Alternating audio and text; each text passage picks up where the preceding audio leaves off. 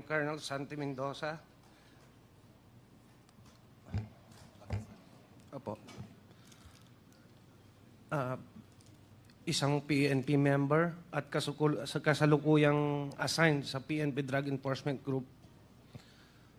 Una sa lahat, nais kong pasalamatan ang mga miyembro ng committee ito at ako'y pinagbigyan ng pagkakataon para mabigyang linaw ang mga issue at insidente kung saan lumabas ang aking pangalan kasama ang dating matataas na opisyal ng PNP. Nais kong ilahad sa komiting ito ang katotohanan at mga detalye patungkol sa naturang operasyon para malinis ang pangalan ng mga taong gustong idawit ng mga taong totoong may kagagawan. Ako po ay isang alagad ng batas. Matapat kong ginampanan ang aking tungkulin na walang pag-alinlangan at handang isakripisyo ang aking buhay para lang gampanan ang tungkuling iaata sa akin ng mga nakakataas sa akin. Nais ko pong ipaalam sa kumiting ito na may mga lumapit na po sa akin na mga mataas na opisyal at maimpluwensyang tao at ipilit akong pinalalagda ng isang preparadong sinumpaang salaysay para idiin at idawit ang mga dating opisyal ng PNP at para mailayo ang isyu sa mga totoong tao na nag-utos sa akin para gawin ang masabi ko na ngayon at mali at mapanlinlang na kautusan. Ako po ngayon ay voluntaryong magbibigay ng aking nalalaman at ilalahad ang aking naging partisipasyon sa isang pangyayari sa aking pagkakaalam ay bahagi ng aking tungkulin bilang isang tagasugpo ng salot ng ating lipunan, ang iligal na droga.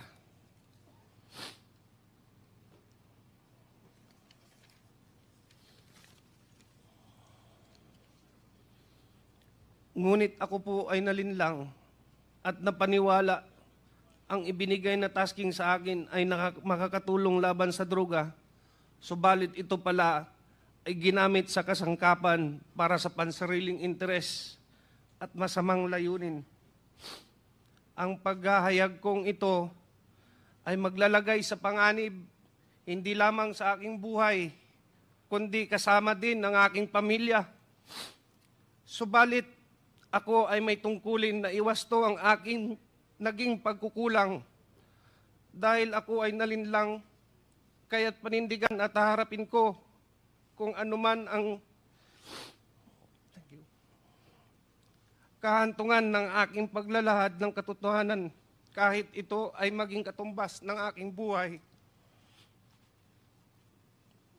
Sana po sa aking paglabas at pagsabi ng totoo ay maibsan ang hinagpis at mabigyan ng hustisya si Attorney Wesley Barayuga at linisin ang pangalan ng mga taong idinawit lamang dito at panagutin ng tunay na may kasalanan.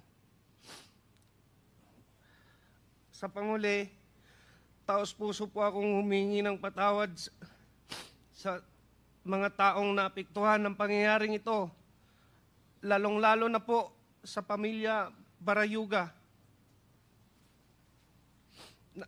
na naulila dahil sa maling gawa at panlilinlang ng taong may kinalaman nito. Mr. Chair, may I read my affidavit? Go ahead. Sige, sige lang. Ako po si Police Lieutenant Colonel Santi Mendoza, nasa tamang edad, isang Pilipino, nagtatrabaho sa PNP Drug Enforcement Group Headquarters, Camp Brigadier General Rafael T. Crami, Quezon City. Matapos manumpa alinsunod sa batas, ay nagsasaad ng mga sumusunod.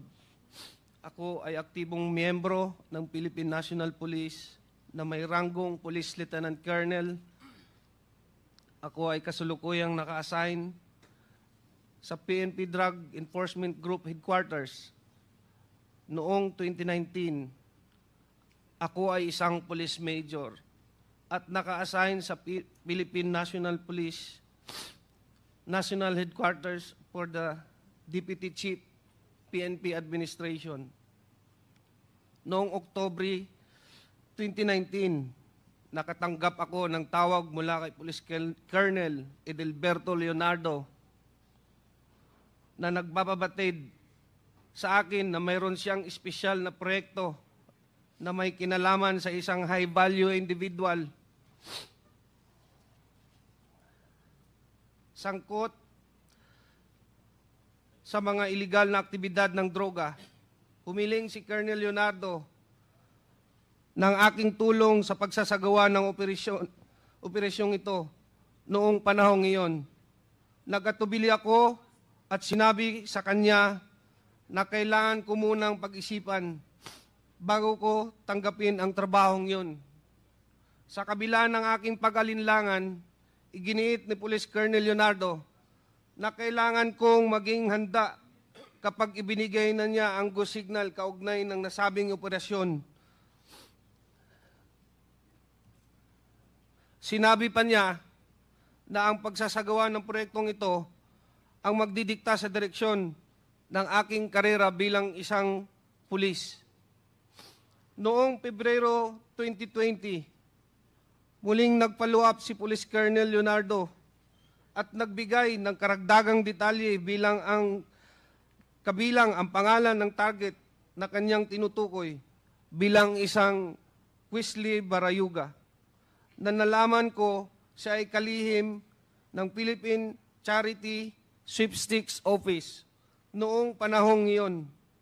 Binigyan din niya ako ng sinopsis na naglalarawan sa umano'y pagkakasangkot nito sa iligal na droga.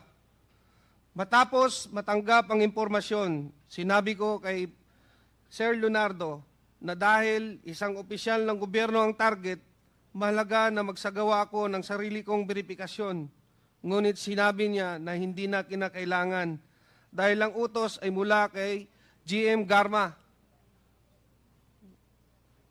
dating Colonel Rowena Garma, na may personal na kaalaman tungkol sa mga iligal na aktibidad ng droga ni Wesley Barayuga.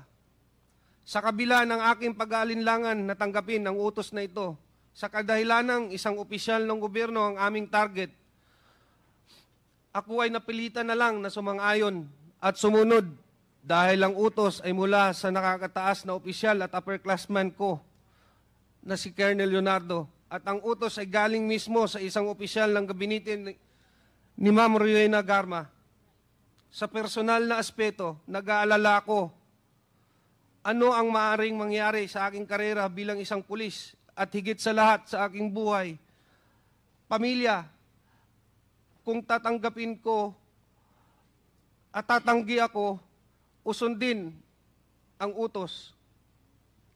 Matapos tanggapin ang assignment, pinasimulan ko ang paghahanda para sa proyekto, kabilang ang pag-recruit ng isang angkop na tao para isagawa. Kinausap ko si Nelson Mariano, na kilala kong may network kaugnay sa ganitong klaseng operasyon. Dahil siya ang aking dating informant sa mga personalidad ng droga at binigyan ko siya ng paunang detalye ng proyekto. Gayunpaman, bago maisakatuparan ang anumang aksyon, dumating ang COVID-19 pandemic na nagresulta ng pagpapatupad ng mahigpit na lockdown sa National Capital Region na nagpahirap upang maipagpatuloy ang operasyon noong panahong iyon. Sarado ang mga tanggapan ng gobyerno at limitado ang galaw ng mga tao, kaya mahirap masubaybayan o masundan ang target. Matapos lumuwag ang mga lockdown measures at restriction, muling nakipag-ugnayan sa akin si Colonel Leonardo noong Hunyo 2020 at binigyan diin ang kahalagahan ng proyekto, lalo na't matagal na ang lumipas mula sa kanyang paunang utos. Sa kanyang panghihikayat, sumang-ayon ako na muling kausapin si Nelson Mariano upang alamin kung nakahanap na siya ng taong angkop sa itinakdang gawain. Nakumbinsi ko si Nelson Mariano na lumahok sa operasyon base sa intelligence report na tinanggap namin mula kay Police Colonel Leonardo, na siya namang nakuha niya mula kay Ma'am Garma. Nagsasaad na si Wesley Barayuga ay sangkot sa mga iligal na aktibidad ng droga. Sinabi rin ni Police Colonel Leonardo na may isang taong nagngangalang Tox ang makikipag-ugnayan sa akin at magbibigay ng karagdagang impormasyon tungkol sa target. Ang nasabing Tox, ayon kay Police Colonel Leonardo, ay isang bata ni Ma'am Garma mula sa CIDG. Matapos makatanggap ng tawag mula kay Tox, sinabi ko sa kanya, mag-coordinate siya sa aking middleman na si Nelson Mariano, na siyang magbibigay ng impormasyon sa designated hitman. Sinabi ni Nelson Mariano sa akin na nakahanap na siya ng hitman at nagngangalang Luloy. Sinabi niya na maasahan si Luloy at kayang tapusin ang ibinigay na gawain. Sinabi ko kay Nelson na makipag-ugnayan siya sa kanya, si Tox, na magbibigay ng detalye tungkol sa target. Pinayuhan ko siya na mag-ingat at magkita na lang kami muli pagkatapos ng proyekto upang ibigay ang bayad na manggagaling kay Police Colonel Leonardo. Noong Hulyo 30, 2020, muling tumawag si Colonel Leonardo at ipinaalam sa akin na ang target na si Wesley Barayuga ay nasa PCSO at maari na naming isagawa ang operasyon.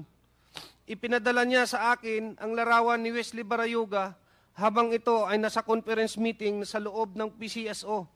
Sinabi ni Colonel Leonardo na ang larawan ni Wesley Barayuga ay kinuha at ipinadala sa kanya ni Ma'am Garma.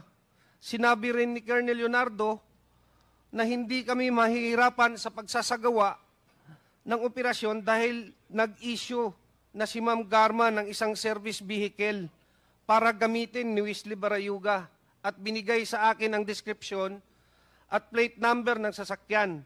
Sinabi niya na maari na naming tirahin si Wesley Barayuga pagkatapos niyang lumabas sa gusali. Ipinasa ko ang lahat ng impormasyong ito kay Nelson Mariano. Matapos na matagumpay na naisagawa ang operasyon, ipinaalam sa akin ni Police Colonel Leonardo na si Ma'am Garma ay nagbigay ng 300,000 bilang kabayaran para sa aming trabaho. At ito ay iaabot ni Tox sa aking middleman na si Nelson Mariano. At nang magkita kami ni Nelson, inabot niya sa akin ng halagang 40,000 bilang aking bahagi sa kabayaran. Isiginagawa ko ang salaysay na ito upang patunayan ang katotohanan ng mga nabanggit na pangyayari kaugnay sa pagpatay kay Wesley Barayuga na isinagawa sa ilalim ng utos at direktiba nila Police Colonel Edelberto Leonardo at Ma'am Rowena Garma. Bukod dito, ginawa ko ang pahayag na ito ng kusa. Walang anumang pamimilit, panggigipit o anumang uri ng kabayaran, salapi man o kahit anuman, at para sa anumang legal na layunin na maaari nitong paggamitan. Bilang papatotoo, aking nilagdaan ang salaysay na ito noong September 25, 2024 sa lungsod ng Quezon. Congressman Pimentel, go ahead. Mr. Chair, can I proceed with my interpellation? Go ahead, go ahead. Sinabi na naman ni Colonel Mendoza dito sa sinumong sa Mr. Chairman, Laysay. this, with due respect, Congressman Pimentel, can you play the video, please, before you interpolate, Mr. Chairman?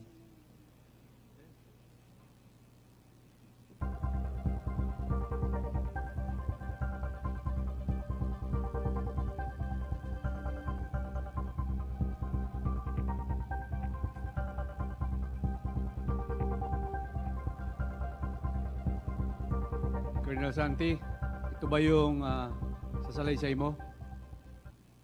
Ito ba yung sasalaysay mo? Nakita natin sa video. Opo, Your Honor. Thank you, Mr. Chairman.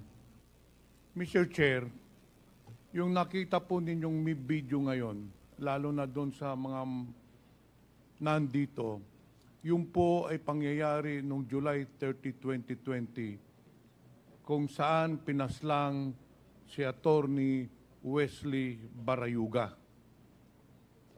Mamaya, ikikwento ko po sa inyo or i-establish po natin, pero base sa salaysay niya, para masigurado natin sino ang nagpapatay, binanggit na kanina ni Colonel Mendoza, at ang pinaka-importante sa lahat, klaklaruhin po natin kung bakit pinapatay ni Colonel Garma si Attorney Wesley Barayuga. So kung mararapatin mo lang, Colonel Mendoza, para mas maliwanagan talaga ang lahat, isa-isahin po natin yung sinumpang salaysay mo. Sinabi mo sa paragraph 2, noong October 2019, nakatanggap ka ng tawag kay Police Colonel Edelberto Leonardo. Bakit kilala mo itong si Colonel Leonardo? Kasi po dati po akong Regional Drug Enforcement Unit ng NCRPO sa panahon po ni former Chief PNP Camilo Casculan, sir. So na-assign ka sa kanya? Sa Opo. under At his, lahat po ng RDEO chief before, may contact po sa kanya. So kilala mong personal itong si Colonel Leonardo? Opo. Nandito po ba si Colonel Leonardo sa kwartong ito? Pwede mo bang ituro saan dito si Colonel Police Colonel Huberto Leonardo? Opo. Pwede mo Katabi po ituro? ni Sir Patay. So Mr. Chair, the resource Mr. Chair, person, pakitayo nga at pakituro mo si Colonel Leonardo. Mr. Chair, clearly the resource person has identified Police Colonel Leonardo in accordance with this affidavit. Nung tumawag sa iyo si Colonel Leonardo noong October 2019, anong sinabi sa iyo? Ayun nga po, sabi niya may pakiusap siya kung pwede. Tulungan ko raw siya sa isang project na to kasi high value target daw po. Ang Pero sinabi wala- niya sa iyo, nagpapatulong siya para sa isang malaking operasyon, sa isang high value target. Opo. Sa pagkakaintindi mo, nung sinabi siya iyo na pinakiusapan ka, ano ba ang ibig sabihin ng operasyon?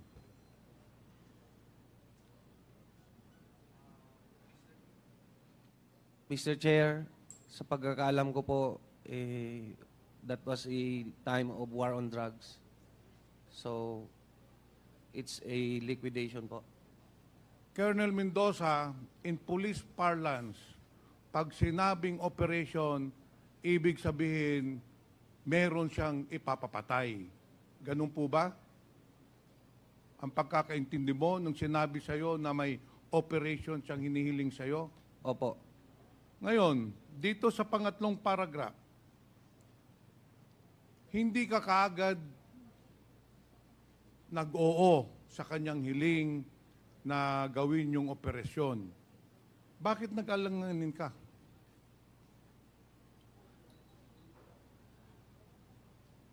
Sir, wala na po ako sa RDEO kasi noon, sir eh. So hindi ko muna sumagot kay Colonel Leonardo na Opo, gagawin mo.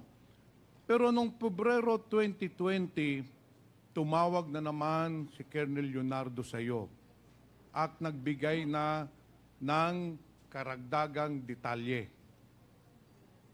Anong detalye yun? Sir, nilagay po nila sa listahan si Sir Wesley Barayuga po. So, in short, Colonel Mendoza, sinasabi ni Colonel Leonardo na yung target ng operation ay walang iba si Attorney Wesley Barayuga. Opo. At nagbigay po sila ng synopsis tungkol sa activity ni Sir Wesley Barayoga daw sa Pero that is very clear, drug Mr. Chair, activities. na fabricated yon para maniwala ka. Kilala mo ba yung Wesley Barayuga? Anong time na yun po? Hindi pa po. Nung February 2020 po. Hindi ko siya, naririnig ko siya sa ano sir, kasi secretary siya ng ano sir ng PCSO sir.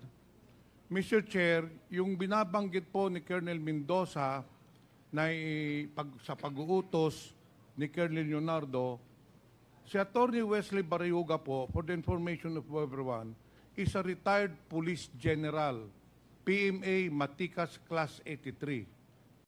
He was the corporate board secretary of PCSO. He assumed his position on January 24, 2018 until his death on July 30, 2020. Nagpag-abot po sila ni Colonel Garma. Si Colonel Garma naman po ay July 15, 2019 na talaga sa PCSO hanggang June of 2022. Balikan po natin yung sinampang salaysay mo. Matapos ma-identify ni Colonel Leonardo na ang target ay si Wesley Barayuga, sinabi mo sa kanya na tinanggap mo na yung assignment, hindi ba? Nung pagtawag sa iyo, tinanggap mo na yung assignment Opo. na operatan, papatayin si Attorney Barayuga. Ngayon, anong sinagot mo sa kanya? Hindi ba sinabi mo sa kanya? Yes sir na lang po. Hindi ba sinabi mo sa kanya na, Sir, magsa-surveillance ako, i-verify ko muna kung sino yung target. Hindi po ba? Opo. Okay. Kasi nga po government Dahil hindi mo kilala yung Wesley Barayuga. Opo. Kaya sinabi mo kay Colonel Leonardo, Colonel, gagawa ko ng sarili kong investigasyon. Pero ang sagot sa iyo ni Colonel Leonardo, ang sinabi sa iyo, hindi mo na kailangan mag-verify o mag-imbestiga dahil bibigyan ka na lang ng profile at saka mga information ni ni General Manager Garma dahil siya ang nag-utos na ipapatay si si General Barayuga. Hindi po ba? Opo. Okay. Dito tayo sa paragraph 8. So inutusan ka na ni Colonel Leonardo na patayin si Wesley Barayuga, tinanggap mo na yung assignment, at nung tanggapin mong sa assignment, sinabihan ka na ni Colonel Leonardo na maghanda ka na para sa ating proyekto. Anong ginawa mong paghahanda? Sir, nag-recruit po ako ng angkop na tao para po sa trabahong inaatas niya sa akin, sir. Para ma-comply ko po sa kanya. In short, Mr. Chair, si Colonel Mendoza naghanap na ng tao na gagawa nung pagpaslang kay General Barayuga. Hindi ba, Colonel Mendoza? Yes, Your Honor. At sino pong nahanap mo na makakatulong na gawin yung pagpaslang kay General Barayuga? Your Honor, ang nakita ko po si Nelson Mariano po. Ipakituro nga dito, Mr. Chair, Colonel Mendoza, sino si Nelson Mariano? Ayang katabi mo. Ito po si Nelson Mariano. Anong sinabi mo kay Nelson Mariano? Ang sabi ko sa kanya na maghanap siya ng angkop na tao para sa trabahong to, Your Honor. In short, sinabihan mo si Mr. Nelson Mariano maghanap na ng hitman. Opo.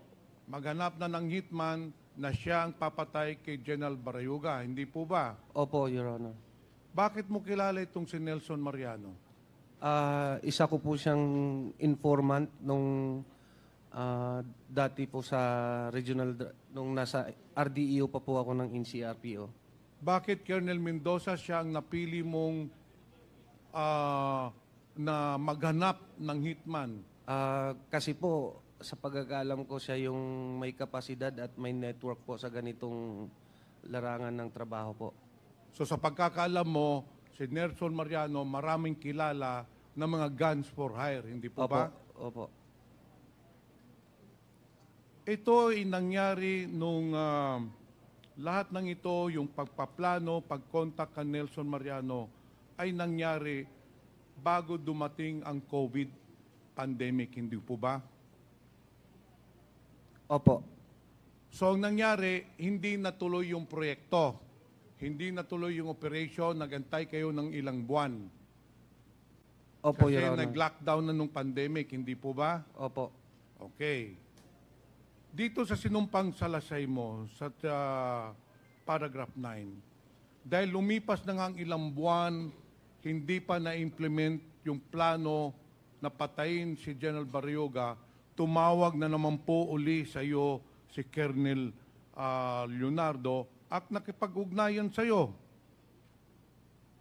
Hindi po ba? Tama po. At pagkatapos noon, tinawagan ka nung June 2020, hindi ba? Kasi yung unang tawag ni General o ni Colonel Leonardo, if I am not mistaken, was October 2019. Opo. Pangalawang tawag niya, February 2020. Nang pangatlong tawag na niya, yung June 2020 na, dahil minamadali ka na, dahil sinabi ni Colonel Leonardo, iniipit na siya ni GM Garma. Hindi po ba, Colonel Mendoza? Tama po, Your Honor.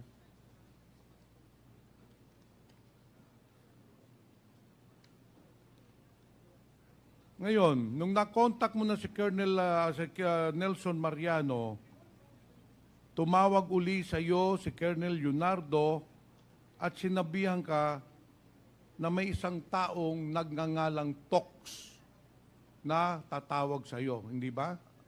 That day po yun na sa sir, sa Your Honor, na tumawag sa akin. The same time lang po yun. Tapos nag-relay siya na may talks na magkipag-coordinate nga daw sa amin. Na Yun tao ang ni- makikipag-coordinate Opo. niya sa iyo. Anong sinabi exactly ni Colonel Leonardo sa iyo? Sino itong Tox na ito? Si Tox daw po, bata ni Ma'am Garma. Kung sa pagkakaalam ko, ang driver security. Mr. Chair, kung hindi ako nagkakamali, itong talks ay yung talks na pinakita na litrato ni Chairman Dan Fernandez kanina, who is still employed with the PCSO, and sabi na nga ni Colonel Mendoza, tao at bata ni Colonel Garma. Nung tinawagan ka na ni Tox, anong sinabi sa iyo? Bali, sinabihan ko lang po siya na mag-coordinate siya kay Nelson Mariano po kasi siya po yung... So nung tumawag sa isa Tox, sinabi mo si Nelson Mariano na lang ang kausapin. Opo. Pupunta po tayo doon mamaya.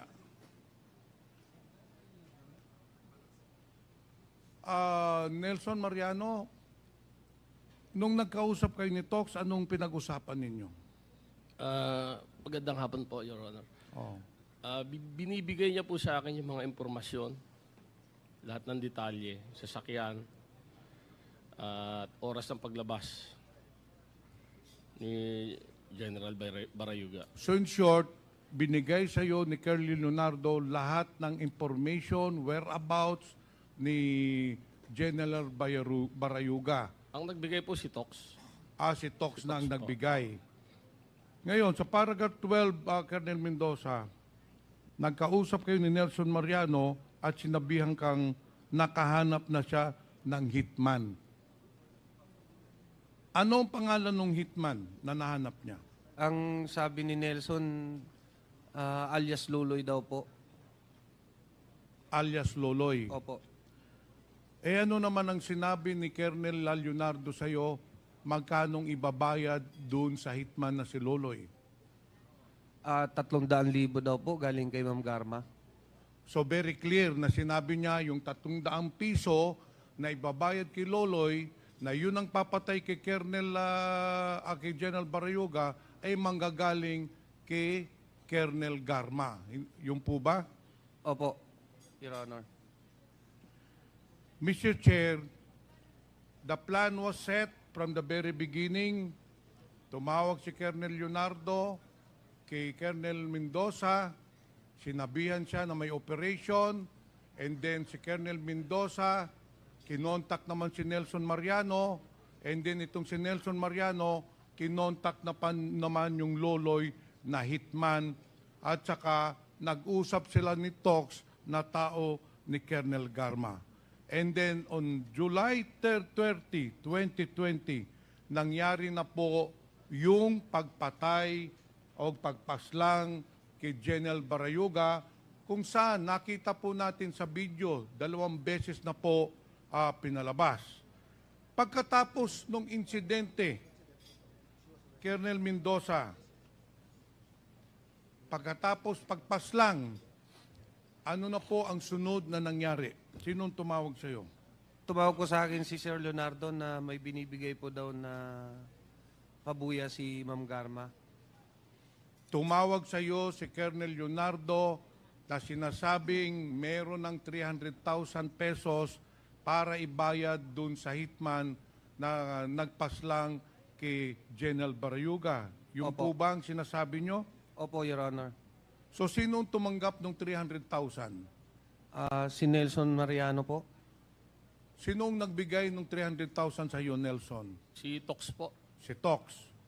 Pagkatanggap mo ng 300,000 pesos, ano na ang ginawa ninyo doon sa 300,000 pesos? Tinago ko po yung 60, binigay ko kay Colonel Santi yung 40. Yung 200 binigay ko kay Loloy sa Santa Mesa. Itong si Tox, kung makikita ninyo, ay makikilala pa ba ninyo? Opo. Mr. Chair, since we already have the picture of this Tox, who is allegedly a person of interest, dahil ito ang nag-contact kay Nelson Mariano, nagbigay ng order na patayin si General Barayuga, at ito rin po ang nagbigay ng pera na 300,000 pesos. Mr. Chair, I just would like to point out that at the time that General Barayuga was killed, there was an ongoing investigation by NBI regarding the corruption in PSSO, most specifically in the operations of STL, Small Town Lottery. In fact, bago po siya napatay, itong si General Barayuga, according to NBI officer in charge, Eric Distor, General Barayuga was prepared with all the documents, and in fact, he was prepared to testify against the corruption and illegal practices in PCSO. Yun po ang motive bakit po pinatay si General Barayuga. Yung nakita po nyong pick-up kanina na sinakyan ni General Barayuga was given by Colonel Ruyina Garma to make sure na ma-identify po si General Barayuga. Kasi si General Barayuga, wala hong sasakyan yun. Kaya mahirap po i-surveillance dahil walang routinary procedure. Kaya binagyan po ni Colonel Garma ng bagong pick-up si General Barayuga. Yun kasi ang binigay na impormasyon niya kay Nelson Mariano. Pati ang plate number, description sa araw ng pagpaslang. The motive of the killing of General Barayuga was to stop General Barayuga from testifying against Colonel Garma. Yun po ang totoong nangyari, Mr. Chair. And that is why I would like to recommend to this committee, in the committee report, that we should file the necessary cases against those perpetrators when I cannot let justice not be served to the victims. Mr. Chair, Colonel Eudina Garma has been involved in the different killings all over the country. In fact, Mr. Chair, si Colonel Garma, nung unang pagdinig pa lang natin, involved na po siya doon sa pagpatay ng 3 Chinese drug lords, which was corroborated by the different resource persons. Nung si Colonel Garma din ay na-assign doon sa Cebu City, there were 198 killings as recorded and as reported by Mayor Tommy Esmeña.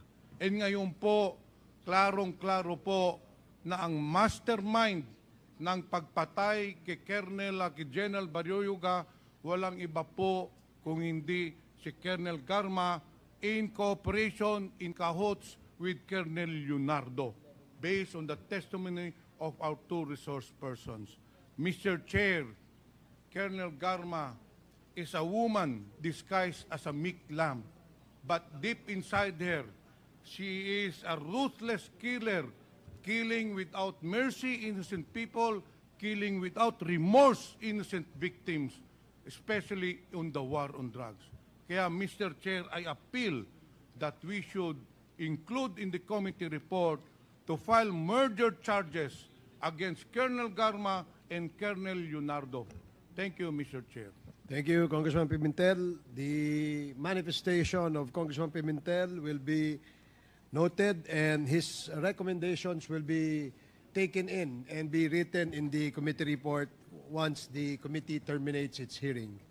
So the next interpellator is Congresswoman Jinky Luistro. You are recognized. You have 5 minutes. Thank you, Mr. Chair. My questions are directed to Lieutenant Colonel Santi Mendoza. Colonel Mendoza, habang nagsasalaysay po kayo kanina, napansin ko, umiiyak kayo at nanginginig ang katawan nyo. Can you please enlighten us? Why such a demeanor during the time that you were reading your opening statement? Your Honor, hindi ko maiwasang maiyak kasi tinuring ko silang mga upper class, tapos ang taas ng tingin ko sa kanila, binigyan ako ng trabaho na sakit sa dibdib eh. Alin po yung masakit sa dibdib, Colonel Mendoza? Binigyan po ako ng trabaho ng mga upper class ko na ikakasira ng buhay ko. And why do you believe na itong trabahong ito'y ikakasira ngayon ng buhay mo? Kasi po, pumatay kami ng inosente. Pumatay kayo ng inosente? And can you please state for the record, sino yung inosenteng tao na pinatay mo? Pinatay nyo? Si Sir Wesley Barayuga po. And when you use nyo, namin, kami, no? Sino ba yung mga taong tinutukoy mo? Sila Sir Leonardo na nag-utos sa amin. Aside from Colonel Leonardo, At si Ma'am Garma po. Colonel Garma, who else? Wala na po. Wala na po iba. Ikaw ba, Colonel Mendoza, ay may asawa? Meron po. Meron ka bang anak? Meron po isa. Ilang taon na po yung anak nyo? 14 years old po. 14 years old. Ilang taon na po ba kayong nasa serbisyo? 22 years na po. 22 years in service. And of course, it is clear to your mind already na dapat ang pulis hindi pumapatay. Tama po ba? That is the general rule. Ang pulis hindi dapat pumapatay because due process must be served. Tama? Opo, Your Honor. As a matter of fact, in our country, death sentence is even suspended. So, ibig sabihin, kahit convicted criminal, kahit punishable by death, because of the law suspending the death sentence, hindi rin tayo pwedeng pumatay, no matter how guilty the criminal is. Tama ba?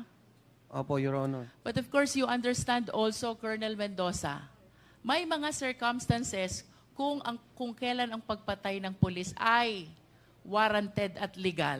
Can you please tell us, what are these instances? During legitimate operation po, at the police officer is in danger, the life of the police officer serving the police operation is in danger. I wish to invite your attention to paragraph 7 of your affidavit. Ang sabi niyo po dito, Colonel Mendoza, napilitan kayo isagawa yung proyekto for 2 reasons. 1, opisyal ang nag-uutos. Opo. Pangalawa, natatakot kayo para sa kaligtasan ninyo at ng pamilya ninyo. Do you confirm this? Opo, Your Honor. At kanina po, binanggit ninyo na ang nag-uutos ng proyektong ito ay walang iba kung hindi si Colonel Leonardo at si Colonel Garma. Do you still confirm? Opo, Your Honor. Ano po ang pagkakakilala ninyo kay Colonel Leonardo? Bakit kayo natatakot sa kanya? Siyempre po, siya yung panahon ng former president po natin na isa sa pinakamalakas. When you say pinakamalakas, panahon ng former president, anong ibig sabihin mo, Colonel Mendoza? Nakakabulong po at nagkakatotoo. Nakakabulong, nagkakatotoo. Pwede mo ba kaming kwentuhan? Ano itong pagkakataong nakabulong at nagkatotoo ang mga sinabi ni Colonel Mendoza sa former president? Ni Colonel Leonardo po. Colonel Leonardo. I cannot elaborate more, Your Honor, pero common knowledge po yan sa aming mga operatiba na pag sinabi mong Colonel Leonardo at Ma'am Rowena Garma, nasa gilid po yan ng former president. So you will agree with me if I would say, si Colonel Leonardo malakas sa former president. Yes po. Kung anong sabihin ni Colonel Leonardo, papaniwalaan ng former president.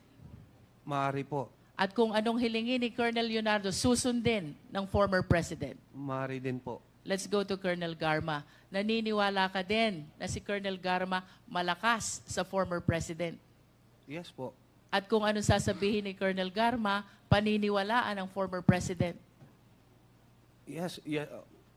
At kung anong hihilingin ni Colonel Garma sa former president, susundin din ng former president. Tama ba? Maaari din po. That's Yes how po. you understand the influence of these people to the former president. Kaya, takot ka na suwayin si Colonel Leonardo at si Colonel Garma. Tama ba? Yes, Your Honor. At dahil sa lakas ng impluensya nila sa presidente, pwedeng mawala ka sa serbisyo. Tama? Yes, Your Honor. Pwede ka ring mamatay. Tama? Lalo. Ha? Yes, Your Honor. Pwede ka ring makulong. Tama? Opo. Puntahan natin yung pangalawang dahilan. Bakit napilitan kang sumunod sa proyektong ito? You said, natatakot ka para sa sarili mo at sa mga pamilya mo. Ano yung mga pangyayari na naging dahilan kung bakit nagkaroon ka ng takot para sa kaligtasan mo at kaligtasan ng pamilya mo?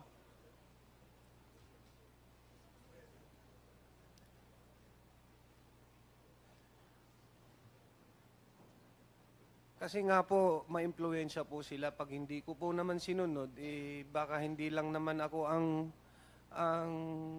balikan, baka pati pamilya ko pa. Pag sinabi mo ba, Colonel Mendoza, baka hindi lang ikaw ang balikan, anong ibig sabihin mo ng salitang balikan? Kumbaga, hindi ako sumunod, Your Honor eh. So, hindi ako, kumbaga, pagka hindi ka sumunod, hindi ka kanila. What do you fear for your family kung bakit sinabi mo sa salaysay mo, natatakot ako para sa kaligtasan ko at ng pamilya ko? Anong posibleng mangyari sa'yo at sa pamilya mo kung hindi ka susunod kay Colonel Leonardo at kay Colonel Garma? Siyempre po, baka mamamatay po. You are saying posibleng patayin nila ikaw at ang pamilya mo? Are you saying that? Opo, Your Honor. Bakit mo nasabi ito? Anong pagkakataon na napatunayan mo sa sarili mo na kaya nilang gawin ito?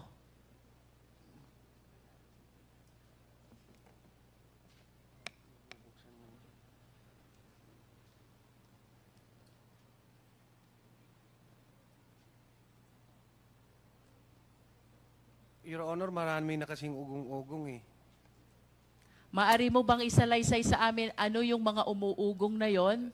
Dahilan kung bakit mo inisip na baka patayin ni Colonel Leonardo at ni Colonel Garma ikaw at ang pamilya mo kung hindi ka susunod sa proyekto? Mayroon na pong mga dati pa po sa Davao Region na pag sinabi niyong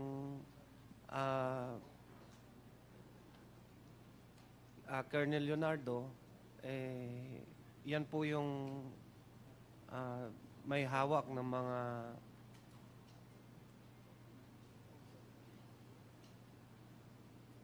May hawak ng ano, Colonel?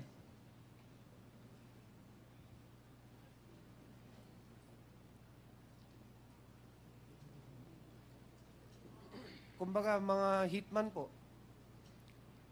Colonel Leonardo, may hawak ng mga hitman. Is that what you're saying? That is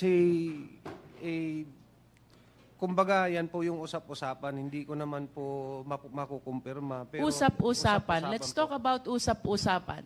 Ayon sa usap-usapan na yan, ano ang mga pangyayari na sa pagkakaalam mo at ayon sa usap-usapan ng mga kasama mo, may kinalaman si Colonel Leonardo at si Colonel Garma? Can you cite some incidents na lumutang ang pangalan nilang dalawa ayon sa usap-usapan? Without necessarily you having a personal knowledge. Ayon sa usap-usapan, anong mga pangyayari ng patayan ang may kinalaman si Colonel Garma at si Colonel Leonardo? Yung mga nasa loob ng mga Chinese na nakakulong doon, Ito ba matagal mo nang alam or is it because you're watching already the hearing of Quadcom? no, noon pa po yan. Ibig sabihin, kahit nung wala pang Quadcom, alam mo na yung patayan sa Davao Penal Colony ay may kinalaman si Colonel Leonardo at si Colonel Garma? Pero hearsay lang po, Your Honor. Yes, yan ay ayon sa usap-usapan. At yung usap-usapan na yan, dito mo naririnig sa mga kapwa mo pulis. Tama ba? Kasi pulis ka eh. Opo, Your Honor. Kung pulis ka, ibig sabihin, yung usap-usapan na yon sa kapwa pulis mo rin naririnig. Tama? You said yes already, Colonel. Yes. Aside from this Davao Penal Colony where there are 3 Chinese drug lords who were killed, ano pa, ayon sa usap-usapan yung mga insidente, ay may kinalaman silang dalawa? Wala na po akong maalala, Your Honor. Wala ka nang maalaala. Opo. Wala na po. You remember about the allegation of Mayor Tommy Osmeña of Cebu? Ngayon na lang po ko yan nalaman kasi nanonood po ako ng congressional So it entry. is because of the killing incident in Davao Peloni, kaya natakot ka para sa kaligtasan mo at ng iyong mga pamilya. Tama ba yon? Opo, Your Honor. At ito rin ang dahilan kung bakit sa kabila ng alam mo na bawal ang pagpatay, no matter how guilty the person is, pumayag ka na isagawa ang nasabing proyekto. Tama ba? Opo, Your Honor. In your affidavit, specifically paragraph 5, you also mentioned na gusto mo munang beripikahin ang impormasyon tungkol sa pagkakasangkot ni Wesley Barayuga sa drug operation, kaugnay ng impormasyon na ibinigay sa iyo ni Colonel Leonardo. Bakit mo hiniling kay Colonel Leonardo na beripikahin muna ang impormasyon na ito? Eh kasi po, government employee po yung target. Normal po yun na magkanda ka ng sarili mong investigation muna. At kapag hindi verification. government employee ang target, wala bang verification na mangyayari? Meron naman po. Meron din po. So why do you want to make your own verification? Ikaw ba at that particular time ay nagdududa sa sinasabi ni Colonel Leonardo? Yes po. Bakit ka nagdududa? Kasi yung target, bakit nasa loob ng PCSO eh? He is not only inside the PCSO. He He's is the the board secretary. Yes, Your secretary Honor. of Yes. PCSO. And during that time, may naririnig ka ba na nagagalit o kinasasangkot ang gulo ni Wesley Barayuga? Wala naman po. And what were you thinking nung sinabi sa'yo ni Colonel Leonardo, wag nang beripikahin, bibigyan ka na lamang ng profile ni Colonel Garma? Yun nga po, nag-aalinlangan. Kaya lang, wala tayong magawa eh. Wala po akong kundi sundin. Kahit nag-aalinlangan ka, kung totoong sangkot sa droga si Wesley Barayuga, itinuloy mo dahil natatakot ka sa opisyal mo. Opo. Tama? At natatakot ka para sa kaligtasan mo at ng pamilya mo. Tama?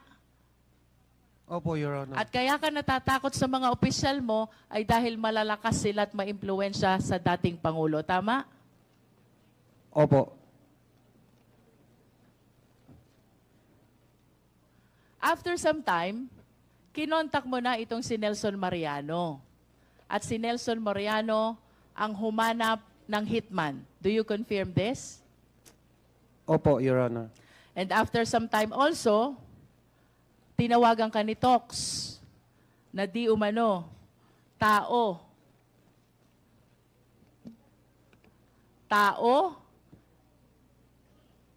ni Colonel Garma. Tama ba? Opo, Your Honor.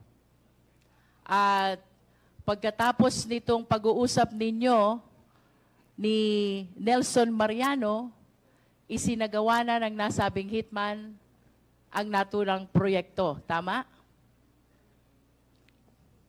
Opo, Your Honor. At itong proyektong ito ay ang proyektong pagpatay kay Wesley Barayuga. Tama ba?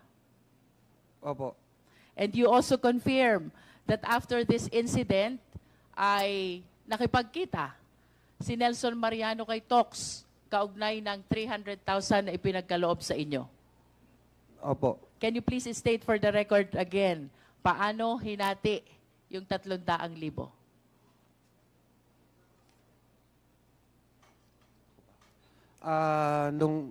Nung dumating po si Nelson, may dala-dala po siyang 300. Binigyan niya ako ng 40. Binigay ko na sa kanya yung iba. Ang kumuha ng pera ay si Nelson po. Nelson. Pagkatapos niyang kuhanin ang pera kay Tox, anong sunod na nangyari? Pumunta po siya sa akin. Pumunta sa'yo, Sabi niya, eto na po, sir. Sabi ko, sige. Sabi niya, binigyan niya ako ng 40. and then, where did the rest of the 260,000 go? Nasa kanila po. Nasa kanila. Would you know kung paano nahati yung 260,000? Si You have Nelson 1 minute po, left, Congresswoman Jinky. Si Nelson na ang nakakaalam noon. Opo. Yes. Colonel Mendoza, I want to remind you, you have a career in the PNP. Tama? Yes, Your At Honor. kagaya ng sinabi mo, ikaw ay 20 taon na o 22 taon na nasa serbisyo. Yes, Your Honor. And perhaps after some time, you will be enjoying your retirement in PNP. Tama ba? Yes, Your Honor. I am just curious. Sa kabila ng panganib na iyong isinalaysay sa iyong opening statement, bakit ka lumutang at bakit mo isinasalaysay itong insidenteng ito laban kay Colonel Leonardo at kay Colonel Garma?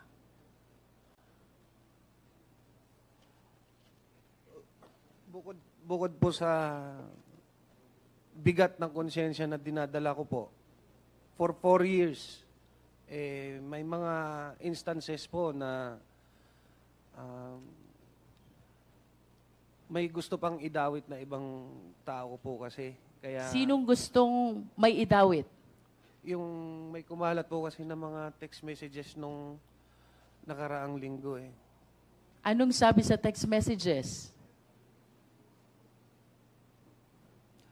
Na hindi lang ako daw po yung gunman, ganun lang po.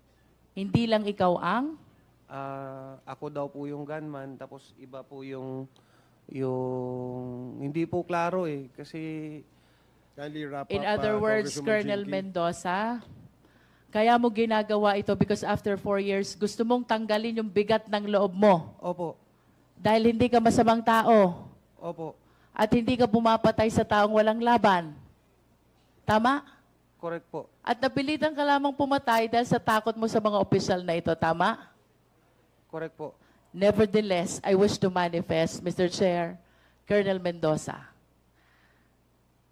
In a theory of conspiracy, there are 3 types of principal.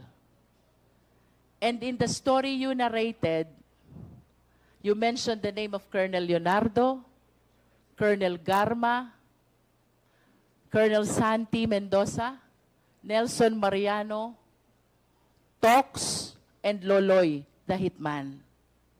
Under the theory of conspiracy, kahit hindi ikaw ang pumatay, you will still be liable for the same crime. This is the definition of conspiracy. That the act of one is the act of all. The crime of one is the crime of all. And the penalty of one is the penalty of all.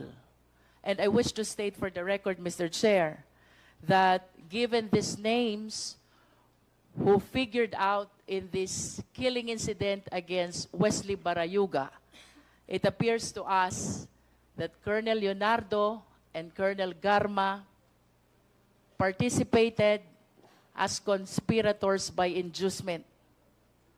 Kung hindi po nila pinagplanuhan, inisip, inutos, at ipinagkaloob lahat ng mga kailangan, they will not be able to perpetrate this crime of murder. For Colonel Santi Mendoza and for Nelson Mariano, perhaps they did not participated in the killing incident. However, under the law, they are considered as principals by indispensable cooperation. Sapagkat sila ang nag-connect sa hitman. And without their indispensable cooperation of connecting this idea, this criminal intention to the perpetrators, there is no crime of murder.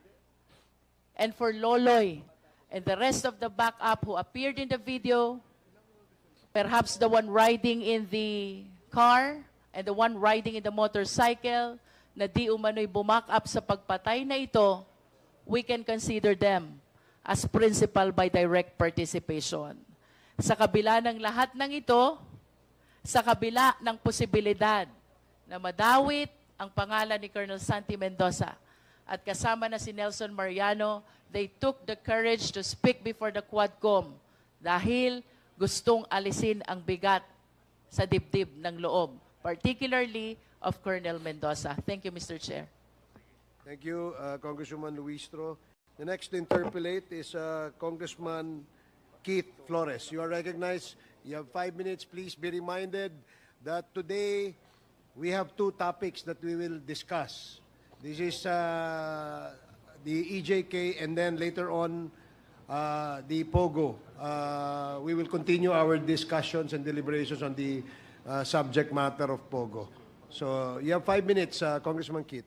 Thank you, Mr. Chair. I only have a few questions, Mr. Chair, since most of the questions have already been asked by Congressman Pimentel and Congressman Luistro. Mr. Colonel Mendoza, were you in the same unit as Colonel Leonardo? Hindi po. Hindi. Were you under him in any of the units that you served sa PNP? Hindi po. Hindi. Pero ang question ko lang po is, kung hindi kayo naging tao ni Colonel Leonardo in any of the units that you served in, bakit ikaw ang tinawagan niya to do this particular job? Siguro po dahil I was the former head of the Regional Drug Enforcement Unit in NCR. Doon po kami nag-umpisang magkuntakan. Okay. Hindi naman because noted ka for doing jobs like this? Hindi naman? Hindi po. Hindi. So, out of the blue, tinawagan ka lang niya na ipagawa tong operation na to, sinasabi mo? Yun nga eh, kasi yun nga po, Your Honor, kasi I was the security officer of the former Chief PNP, General Casculan, during that time na. Hindi na po ako operatiba. Okay. So, ang sinabi mo kanina na in the PNP, alam mo na if operation ang sinasabi, no, I mean, ipapa-operate to sa'yo, it's equivalent to liquidation, sabi mo. Hindi naman po Hindi naman. Hindi naman po sa But ano. you testified to that earlier, yan na-mention mo. During the time na kinontak niya ako, alam ko na po kung ano yung sadya niya. Alam mo anong sadya ni Colonel Leonardo. Kasi po, iba yung tono eh. Iba yung tono. Opo. Ba't hindi naman niya sinabi na patayin mo? Hindi, nasa listahan eh. When you say nasa listahan ng drugs watch list, panahon po yun yung war on drugs eh. So during the war on drugs, ang sinasabi mo, pag nasa listahan ka at may utos na isali sa operation, ang equivalent niyan is liquidation. During the war on drugs. Opo. Okay. Now, Ma'am Garma, I have a question po. When did you issue the pick-up to General Barayuga? I cannot recall, Mr. Chair, kasi may mass procurement kami ng vehicle and all department managers and branch managers and those holding key positions, Were given automatic po na nagkaroon ng issuance po ng And it bagong was on the same sasakyan. time naman. Yes po, Mr. Chair. Pagbili ng sasakyan, binigyan nila ako ng list ng logistics para i-approve ko yung distribution po. At kasama po at ang, yun nga, office ng board secretary and other board of directors and managers. Okay, now, I'll ask you a direct question po, Colonel Garma. During your stint as PCSO chair, how would you describe your relations with General Barayuga? Okay naman po, nag-uusap naman po kami. Wala po akong No natatandaan. conflict? None, Mr. Chair. None. So you were not the subject of any of the investigations that were being conducted or something? No, Wala naman? Mr. Chair. I could recall, Mr. Chair, nung pag-upo ko, naalala niyo po na pinatigil po lahat ng laro. That's where the President gave instruction na mag-conduct ng thorough investigation. And to my understanding po, ang NBI po ang nag-investigate. And lahat naman po ng hiningi nila, binigay ko rin naman po. I just don't know po kay Board Sec kung ano naman po yung requirement na kailangan niya i-submit as far as yung board naman is concerned, Mr. Chair. So you would describe your working relationship as professional and cordial Maganda naman? po, wala po Maganda kaming naman. conflict. Yes, nag-uusap po kami. So I if we cannot were to recall. ask people in the PCSO and they would describe your relationship as ganun din sa how you described it, Yes, na Mr. okay naman? Okay naman, Mr. Chair, kasi wala po. Nagre-record lang naman po yan during board meeting. It's the board who discusses all the sensitive issues. Him as the board of the, tawag dito, secretary, he just takes note. Okay, Wala so naman po. wouldn't it be like, how would you siguro react, no, upon hearing the testimonies of Colonel Mendoza, that it was Colonel Leonardo who gave the instructions to Colonel Mendoza na galing daw sa iyo ang utos sa pagpaligpit kay General Barayuga. Nagulat lang po ako, Mr. Nagulat Chair. lang. I didn't expect it po. So this is the first time you heard na you are being implicated in the death of General Barayuga. Yes, Mr. Chair. First time. Yes, Mr. Chair. You never heard about it before, kahit sa mga marites or chismis sa PNP? Hindi, Mr. Chair. Hindi. Okay. So you were never also investigated by any law enforcement agency as far as the death of General Barayuga was concerned? Wala po, Mr. Chair. No one asked you questions? Wala po akong maalalang may nagtanong po. Okay. Now that you heard the testimony of Colonel Mendoza, now na Colonel Leonardo supposedly directed him to do this operation on your behalf, ano ang masasabi niyo kay Colonel Leonardo po, if it is true na siya ang nagutos? Mr. Chair, hindi ko po alam yung sinasabi po niya. I cannot speculate, Mr. Chair. I'm not saying it's Mendoza. I'm saying that he was saying it was Leonardo. Kung totoo yun na si Leonardo, how would that make you feel po? Colonel Garma? I cannot speculate, Mr. Chair, because the statement of Colonel Mendoza will lead to a crime. And Okay. I do not want to make a statement that I'm not sure whether it is right or wrong for Isn't now, that Mr. Chair. precisely what makes it more interesting? That an active serviceman would put his career at risk and testify before this committee, admitting to some wrongdoings na at the behest of, or on your request in that of the instructions of Colonel Leonardo? Don't you find that parang odd at least? Mr. Chair, I do not know what he is thinking right now, Mr. Chair. And this is the first time. Iniisip nga ako saan ko siya nakita or what. I cannot recall if I've met him Okay. or what. But ngayon ko lang po narinig din ang name niya, Mr. Chair. All right. Attorney Paquera, I'm sorry. I noticed that she's there. And she was your executive assistant ba? Si Attorney Paquera? Yes, EA6 and designated as the Chief of Staff. Okay, of so my office she was at the time. working with you at the PCSO while General Barayuga was also there? Yes, Mr. Chair. Nagpang-abot po lahat. Attorney Paquera, would you confirm the statement of Colonel Garma that the relations between Colonel Garma and General Barayuga was okay at the time that they were both working? I believe so, Mr. Chair. That their relationship was professional and cordial naman? Yes po, Mr. Chair. And would you confirm also that when the pickups were given to the employees of the PCSO, it was given en masse to all of those department heads, sabay-sabay? I am not so sure anymore, Mr. Chair. So hindi mo alam yan as to Hindi the ko na po timeline? ma-recall po. But you can confirm that the pickup was given? Or was assigned to General Barayuga as corporate secretary? I cannot remember anymore, Mr. Chair, but I do remember that there was a procurement of vehicles. I just do not remember the distribution po of the vehicles. Okay, thank you, Attorney Paquera. Thank Colonel you, Mr. Leonardo. Sir, you heard the testimony of Colonel Mendoza, Yes, Mr. Chair. identifying you as the person who ordered the death of General Barayuga, supposedly upon the instructions of Colonel Garma. Is that correct, sir? Hindi po totoo yun, Mr. Hindi totoo. So is there any reason, may galit ba sa'yo si Colonel Mendoza? Actually, nakilala ko po yan. I think isang beses lang kami nag-meet. Isang beses yan. lang. I know that he's an underclass po namin. Underclassman. Pero maliban doon, wala na po akong, hindi ko na po siya So no ganun working kakilala. relations with Colonel Mendoza? Wala po. Hindi mo Mr. naging Chair. tao before in your units? Hindi rin po, Mr. Chair. Hindi mo rin utusan to do something legitimate that he didn't do or something? Wala namang reason for him to be mad at you? Lalong hindi ko po siya pwedeng utusan dahil hindi ko nga po siya gaanong kilala. Okay. Alam ko lang underclass po siya, Mr. Chair. So upon hearing his testimony, parang hindi ba parang nagulat ka ba or are you mad now na bakit ka dinadawit sa mga operasyong ganon or on his statement in his affidavit na ikaw yung may utos? Nagulat nga rin po ako, Mr. Chair. lagi na lang po ako nasasali sa mga ganito. Para ikaw Mr. na lang Chair. lahat, ano?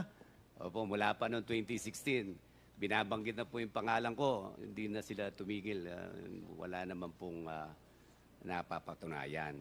So, Kaya, ang sinasabi mo po is like expected. yung mga belief ng mga members ng PNP na malakas ka at na kung anong sinasabi mo is usually nangyayari naman and that they're afraid to go against you because you supposedly have the ear of the former President Rodrigo Roa Duterte. Is that correct? O chismis lang din yan? Hindi po, malapit po ako sa term po na Tagalog. Ako po malapit naman talaga sa presidente dahil una-una, kilala po namin siya dahil naging taga Davao na po Yeah. ako eh. Pero as a police officer naman po, you would never, in any instance, give an order to kill another person. Is that correct? Hindi po. Never. Hindi po. Never You would po. never do that. Tama? Hindi ko po gagawin yun. Okay, Lalong-lalo na dun sa Class 83 po yung Class yung 83 ng PNA, pinag-uusapan correct? dito. Napakadelikado po nun. Kaya ko pong umarap sa lahat ng Class 83 na ako wala po akong kinalalaman dyan sa nangyari na yan. Alright. Same with you, Colonel Garma, di ba? As a police officer and as a former government employee, you would never, at any instance, order the death of any other person. Yes, Correct? Mr. Chair. Never talaga. Hindi po, lalong-lalo na po kasamahan ko pa sa opisina. Mabait po yung taong yun, Mr. Mabait Chair. yun. Wala akong naalalang ginawa niyang hindi mabuti po. And sa sobrang bait niya, you would not have anything in mind or anyone in mind who might wish him harm. Yes po, Mr. Chair. Sa pagkaalam mo. Wala akong maisip nung time na yun po. What I did lang po nung namatay, inayos na lang po namin yung libing niya and everything po. Okay. Now, Colonel Mendoza, I'm sure you will be attacked no, after giving this statement. No? Were you at any time promised a promotion to testify before this committee? Wala po, Your Honor. Okay. Were you promised money or any other thing just to testify before this committee? Wala po. Wala. Tinakot ka ba ng mga chairman dito or ng any other member of the House?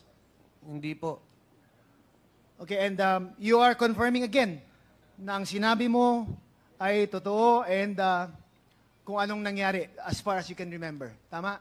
Opo, Your Honor. Thank you, Mr. Chair. I have no other questions. Thank you, Congressman Keith Flores. The next to interpolate is the chair of the Committee on Human Rights, Congressman Abante. You are recognized and you have 5 minutes. Thank you, Mr. Chair. Of course, Mr. Chair, Colonel Leonardo, you will deny all of the statement given by Lieutenant Colonel Mendoza, just like you denied that you were on hand in the killing of a 3 Chinese drug lord in Davao Penal Colony. Am I right? Yes, Mr. Chair. I remember during that time, Colonel Padilla is here, that Art Narsoles, you directed Art Narsoles to talk with Tata about killing those 3 drug lords. And even Colonel Padilla, in his testimony, testified it.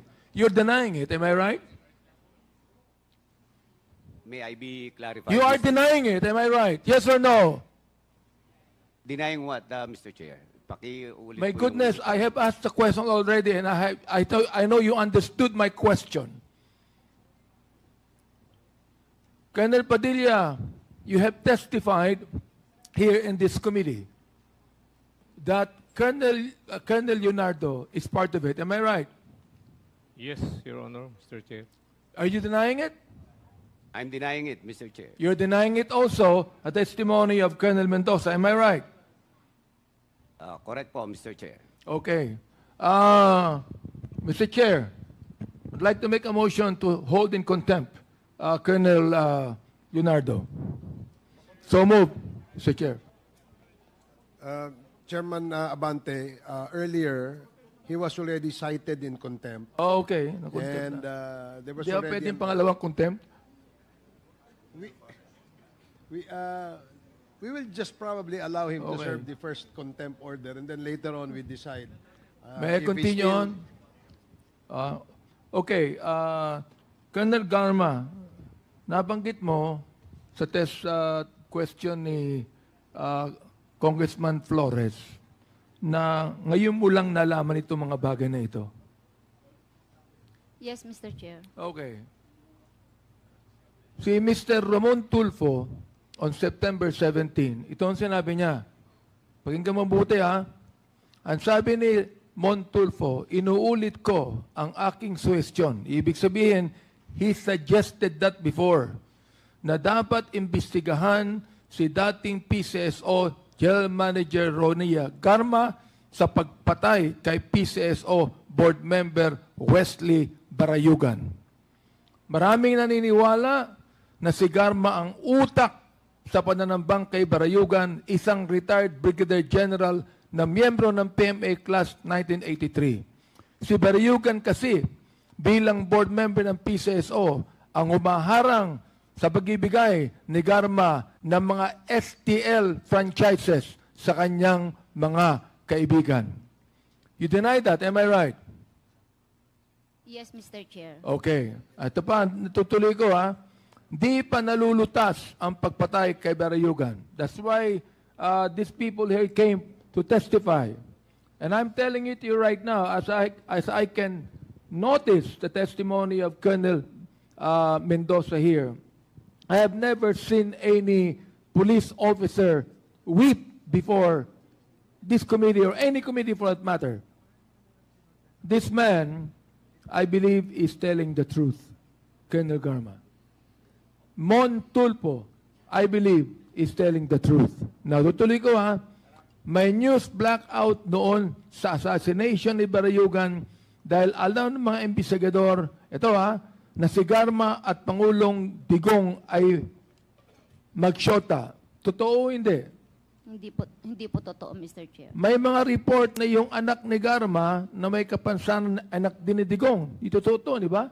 Mr. Chair, can we spare my daughter, Mr. Chair? She has nothing Hindi po to totoo do yun, with di ba? this. Yes, it's Oo. not true.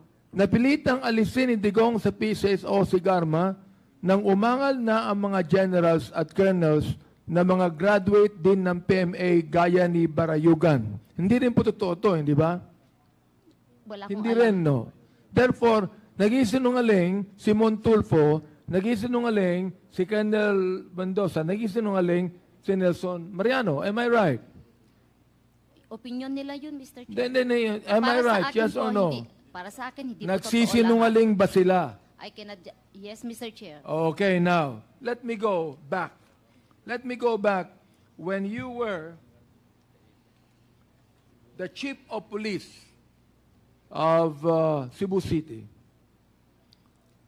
Nandito ang affidavit ni Baby Rosales Sino yan? Baby Rosales. na ang kanyang anak ay napatay nung ikaw ang chief of police ng Cebu City.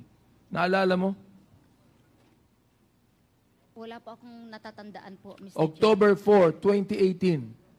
Hindi ba ikaw ang chief of police ng Yeah, I am Cebu the- City at that time? Yes, Mr. Chair. I'm the Okay, city siya po director. ay napatay nung panahon na ikaw ang chief of police.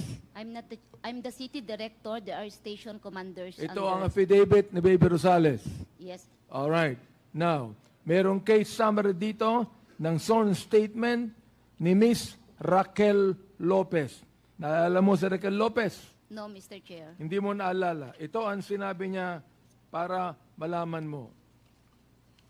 Sa wikang Ingles na tinanscribe ni William Reyes, ang sabi niya, during the wake of my son, Garma and her police officers arrived in my place.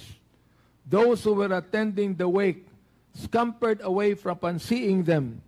Garma was enraged as she hollered out and strut around. She was angry at us for holding a wake on the death of my son. She yelled out, "Why is there only one dead? There are many of them here." You are also denying that. Yes, Mr. Chair. You are. Yes. I am denying it. Wala akong sinabing ganyan, Mr. Chair. You were the chief police at that time in Cebu City. City director, Mr. Chair. You are the city director at that time. Therefore, you know this incident. Hindi pwedeng ikaw, city director, na hindi mo alam ang insidenteng ito. Can I My goodness naman, I'm Colonel aware. Garma, you are the director, the city director. I cannot Hindi ka recall- pinapaniwala na hindi mo alam sa mga nangyaring ito. Ito na nagtetestimony, napatay ang kanyang anak. Ikaw, umiiyak ka dito nung kinontem ka namin sapagkat naalala mo yung anak mo. Ito, napatay yung anak niya. Sumisigaw ka pa, sinasabi mo dito, ha? Okay. Hindi ako nagagalit sa'yo. Dynamic lang ako. Naurawan mo ako? Yes, Mr. Chair. To give emphasis to what I'm trying to say. Ito, nag-mention siya, during the wake of my son, Garma and their police officers arrive in my place. Ikaw pa nagsabi, nagalit ka pa at sinabi mo, why is there only one dead? There are many of them here. Nakalimutan mo ito? Hindi mo maalala? Wala akong sinabing ganyan, Mr. Chair. Well, sworn statement ito Yes, ni Your Miss Honor. Raquel Lopez. Sworn statement. Gusto ko lang sabihin sa iyo, when we cited you in contempt, you are weeping before your lawyer because you remember your own child na maiiwan, a special child. Buhay siya eh. Buhay siya, Colonel Garma. Umiiyak ka na, buhay siya. Ito patay. Ikaw ang city director. Ito patay. Nagsalita ka pa. Nagsalita ka pa dito. Ang sabi mo, bakit isa lang ang namatay? Bakit isa lang ang pinatay? Oh, samantalang napakarami nila. And you're telling me now, you're denying that, Mr. Chair? Hindi mo lang siguro maalala at baka nakalimutan mo sa matagal na ito eh. 2018 pa ito eh. Baka nakalimutan mo. Ipinapaalala ko lamang sa iyo, you're under oath here, and we are trying to pass legislation so that this will not happen again.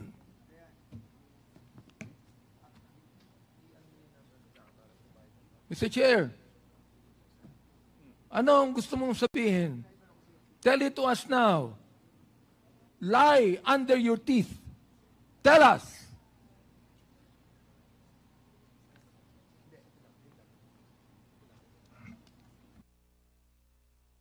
Colonel Garma, ako, hindi ko akalain bilang ikaw isang babae, no? Magagawa mo ito. You're denying it right now. You're denying everything right now. Ang dami mo nang dinenay, Colonel Garma. At nakikita po ng taong bayan dito, napakalaki ng problema ng ating kapulisan, na katulad ng marami mga eskalawag, na dapat malaman ito ng Director General Marbil na dapat niyang asikasuhin ang ayusin ang nangyayari sa Philippine National Police. This person here, Lieutenant Colonel Mendoza, tinitingnan mo siya when he was testifying before us, when he was reading his affidavit, nakatingin ka sa kanya, nakasimangot ka sa kanya, galit ka sa kanya. And this guy is weeping before us while he was saying this, while you are angry at him. Nelson Mariano testified, two of them against you and against Colonel Leonardo. Two against you, both of you. And you're denying it. Listen, akala niyo ba politics itong ginagawa namin? Kung sinasabi po ni Colonel Mendoza, natatakot siya sa buhay niya. Kami ba, matapang ba kami? Hindi ko kami matapang, pero kinakailangan namin gawin to upang maayos na natin ang problema sa ating bansa.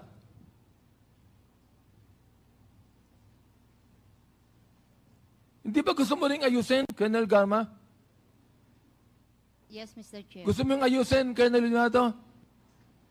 Gusto nyo rin ayusin, di ba? Yes, Mr. Chair. Ayusin natin. Magsabi kayo ng totoo. Look, I will be recommending to the Quad Committee that the DOJ, who is right now hearing this, make charges against you. My goodness, hindi kami korte. Pero alam nyo, binanggit na namin sa inyo lahat ng legislation na nais naming gawin. Upang sabihin po sa taong bayan na ito pong hearing na ito is not trying to prosecute you as criminals. But we would like to draft and file legislation that would finally stop all of the things that we are hearing right now. Ito, kayo na pa kita pinagmamasdan Mr. Chair. When Colonel Mendoza was actually reading his affidavit, and he was already weeping, and you're there looking at him, angry at him. These are two people against you. Nais niyo po ba na kami ay magdagdag pa ng mga testimony against you to prove that you are lying to us? Ayan. Ayan si Attorney Conte is there. Hindi lang po nakapunta rito ang mga witnesses, Mr. Chair, sapagkat sila ay hindi makaalis sa kanilang mga trabaho. The witnesses are poor families and they cannot get out of their jobs. But they want to be here and they want to testify against you people that did not even give due process to those that you killed. Whether they are drug pushers or mistaken identity, yet all Filipinos must be accorded due process. Am I right, Colonel Garma? Yes, Mr. Chair. All right. Your Honor. Now, naniniwala ka sa aming mandate dito na dapat namin itong imbestigahan upang finally we'll put an end to these things. Nais kong sabihin sa inyo, gusto ko na rin matapos ito sapagkat nakakapagod na rin pakinggan ang mga kasinungalingan ninyo. Nakakapagod na, Mr. Chair. Pero look itutuloy po namin ito. Bakit? Sapagkat ang Kongreso ang gumagawa ng batas. Gumagawa ng batas upang matigil na lahat ng mga bagay na ito. Mr. Chair, yun lamang po ang gusto kong sabihin. Thank you, Congressman Abante. Can you give water to Congressman Abante, please? The next Mr. Chair, preferably cold. Yeah, preferably cold. Preferably To cold. douse the heat in the... The next to interpolate is Congressman Lordan Suhan. Congressman Suhan, if he's not here, the next to interpolate is Congressman Adjong. Bismillahirrahmanirrahim. Assalamualaikum warahmatullahi ta'ala wabarakatuh. Thank you very much, Mr. Chair. I'd like to direct my questions to General Manager Garma.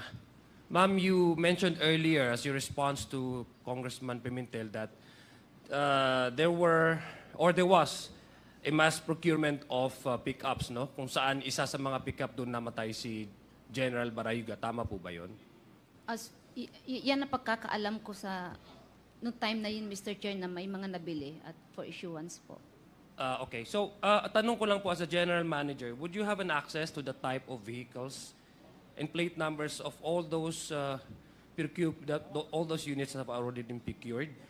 May access po kayo dito sa information? Lahat po ng information sa PCS, so I can have an access because I'm the GM, Mr. Chair. So, ito pong trabaho na to, when you assign the units or the vehicles to each individual member, board members, and including the board secretary, hindi naman po ito kailangan ng en-bank resolution, no? Or any resolution from your side, no? Administrative po ito, tama po ba? Yes, Mr. Chair. Okay. Your So Honor. pag na-assign po ba itong mga vehicles na ito, would you of course being a manager and this is administrative, of course it requires your signature and your approval, hindi ho ba? Yes. Okay. Yes, Your Honor.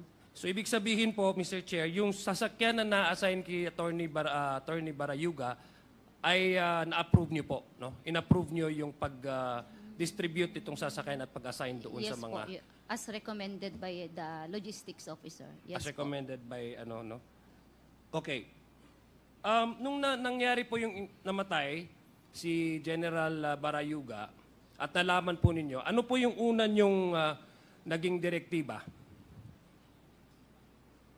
ano po yung response ninyo as a PCSO manager? Of course, sabi niyo po, wala naman po kayong napag-awayan. According to your testimony, maganda nga po yung relasyon nyo at nagtataka po kayo dahil mabait na tao siya. Ano po yung unang-unan yung ginawa hakbang bilang isang PCSO manager, general manager, na namatayan po kayo ng miyembro ng board? Nagulat pa ako. I think I made a report to the chair. I cannot recall. I made a report. And then, inalam ko po kung, kasi inimbestigahan na yun, inalam ko po kung pandemic kasi ho, mahirap gumalaw. Inalam ko na lang po, after na nagkaroon ng crime scene investigation, inalam ko po kung saan po siya dinala. Inalam si ko. Sir, si Board Secretary Barayuga. Inalam ko po, because during that time, pandemic yun, ako lang po ata or was there, I was in the office kasi noon nalaman ko, so inalam ko kung saan siya para ma-facilitate po yung ano po. Okay. Gusto ko lang pong tanungin si Colonel Sante Mendoza. Sa salaysay niyo po, nasabi niyo, tinawagan po kayo ni Colonel Leonardo, hindi ho ba? Opo. At sa salaysay niyo din po, sinabi po ninyo na nagkaroon kayo ng alinlangan doon sa sinabi po sa inyo na patay, no? Yung isang nagngangalang Attorney Barayuga. Tama po ba yon? Yes, Your Honor. At sabi mo, natatakot ka dahil ito ay isang opisyal ng gobyerno at hindi mo alam yung kanyang background. So magkakaroon ka muna ng sarili mong, parang gagawa ka muna ng sarili mong surveillance. Tama po ba yun? You have to get your own information for the subject, Your Honor. Hindi po yung magso-surveillance. Ay, ano pa ba yung sabi? Kasi nawala sa akin, nasa akin kasi na yung kanina yung ano mo eh. Pero let me just to paraphrase, no? I'm just trying to understand. Based on your salaysay, ang sabi niyo po is, magkakaroon muna kayo, natatakot nga ho kayo, di ba? Dahil isang opisyal at hindi niyo kilala at humihingi kayo ba ng oras para, ano po yung hinihingi niyo na oras? To verify the To verify, tama. Not to information, sir. survey. Yeah, stand corrected. To verify. At nasabi din po ni Colonel Leonardo na na-assign na, alam na yung sasakyan, ibibigay na sa inyo yung sasakyan, hindi ba? Parang identified na kung ano yung sasakyan niya dahil inassign ito kay Attorney Barayuga. Tama po ba? Yes, Your Honor. In addition to that, binigay niya po yung sasakyan na yan, pati yung driver, during the time of the yung umaga po nung July 30, 2020 po. At sinabi po din ni Colonel, according to your salaysay, sinabi ni Colonel Leonardo sa'yo na yung sasakyan identified na, anong sasakyan ni Attorney Barayuga. Ito'y isang pick-up na puti with plate number, etc. etc. Tama po ba? Opo, Your Honor. Na na-identify ito, na na-assign ni General Manager Garma doon sa board secretary niya, which in this case, yung namatay nga, or pinaslang, na si Attorney Barayuga. Tama po ba? Opo, Your Honor. Okay. Maraming salamat po. The reason why I'm stating this, Mr. Chair, is that based on the earlier in questioning of Congressman Pimentel, parang ang position po ni Colonel Garma is that, una, hindi niya alam yung may nag-mass procure, and number two, hindi niya directly na inassign yung sasakyan dahil according lang yun sa recommendation ng isang division o opisina.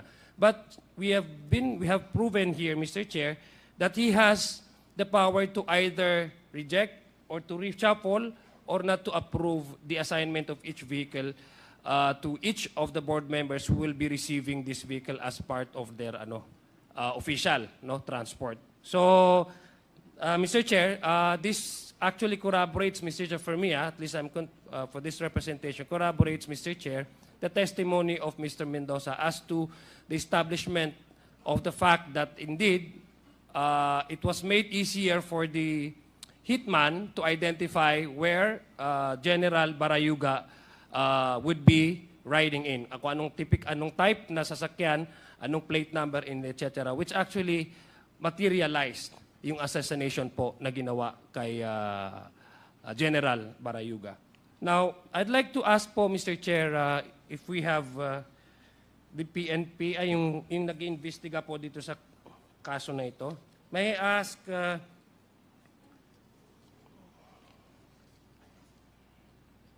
ba yun? Wait lang. No. I'd like to ask, Mr. Chair, Colonel Hansel Marantan. Nandito po ba siya? Wala ba siya dito? Sino po yung in charge doon sa sa investigation? CIDG. Mr. Chair, sir. Sino bang in charge doon, Mr. Chair? Sir. Sir, for information, sir, Colonel Marantan was then the chief of NCRFU, Yeah, and sorry. he Just read was the name wrong. then the head of the SITG of CIDG in the Barayuga case. Okay. Gusto ko lang pong malaman, based doon sa, kasi dito po sa nasubmit po sa COMSEC namin na investigation, ang sinabi po dito ay the facts of the case, no? Sinabi dito is, this pertains to the continuation of the investigation being conducted. So, tama ho ba ang pagkaintindi ko na wala pa pong resolution nitong kaso na ito? Yes, sir. This case was never terminated, and we are still waiting for new evidence to surface, sir. Oo. So, ayon po sa rekomendasyon ninyo, no? Ang sinasabi niyo po ay the recommendations is that it should continue on to conduct an in-depth investigation on the alleged na sinabing involvement of the late Attorney Wesley Barayuga doon po sa sinasabi ninyong previous na assignment when he was Chief of Police of Iloilo City. Am I correct? Yes, Mr. Chair, sir. That was the recommendation before of the head of SITG, So, my Police question- Colonel Marantan. My question, Mr. Chair, is what made PNP conclude that the murder of Tony Barayuga was related to his former assignment? I was then Mr. Chair, sir, I was then the Chief of Staff of CIDG, and I have heard some what have been stated during the case conferences that No, my question is very simple po, no? What made you conclude that this investigation that you recommend has something to do with his previous assignment? Bakit yun lang yung angling nyo, Mr. Chair? At Mr. hindi nyo tiningnan yung mga possible other motives.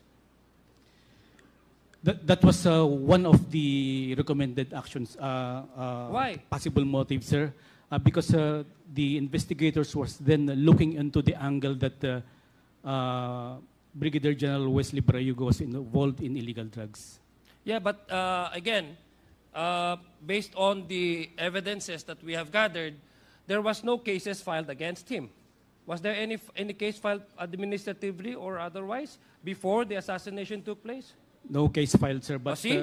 there was another recommendation, sir, that to look into the result of the filing of cases of the NBI against PCSO officials. Maybe it has something to do with the STL as earlier mentioned. No? Yes, sir, that was one of... But hindi nyo po, Mr. Chair, but hindi ho tinignan ng PNP yun as one of the motive or angle for the assassination of General Barayuga, because that's the only recommendation you have here according to your fact-finding. And yet you're saying maybe it has something to do with his previous assignment, when in fact you admitted that there's no case filed against General Barayuga when he was then the City Police Director of Iloilo, that may have something to do with selling of illegal drugs. Then why suddenly you jump on that conclusion and maybe, zeroing in that kind of angle? Bakit po? Mr. Chair, sir, in the investigation report that was submitted by Colonel Marantan, sa paragraph 15, he mentioned that they're asking for the minutes regarding the 3 PCSO board meetings attended by Attorney Barayuga. Yung sinabi niyo pong meron po kayong continuing investigation, would you still be open to other possibility of investigating the possible motive? Or do you still stick to this motive, investigating this previous allegation, yung previous assignment niya? Dahil wala kayong, I don't think there will be any basis and reference for you to continue on investigating his previous assignment kasi you yourself would nag-admit na wala nga talaga kayong walang ang kaso na na-file against him. Would you still open to any further investigation, like probably looking at the possible involvement of STL suspension? Yes, Mr. Chair, I think that is another angle that has to be pursued. Okay, thank you. I'd like to go back to Colonel Garma, Mr. Chair. Colonel Garma, you said Mr. yung Chair. Mr. Chair, with the indulgence of the Honorable Adjong. Yes, of course. May I ask ikaw bang SITG head?